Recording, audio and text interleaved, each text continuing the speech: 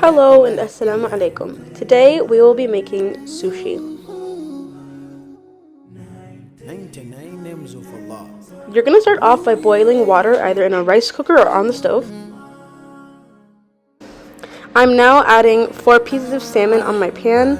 I'm also seasoning it with salt and pepper. I start with the heat at low and slowly raise it to medium.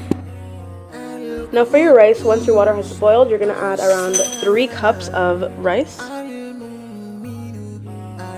It should end up looking something like this. I also boiled some carrots. Now for my ingredients, I have my salmon, I cut those up, I have my carrots and olives, I have my white rice, and of course my seaweed.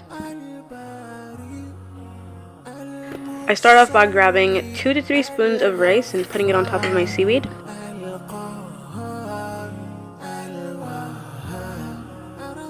And for my toppings, you could add whatever you like. I add my salmon. And also my carrots and olives, of course. And now I just roll. I'm using a sushi roller to help me.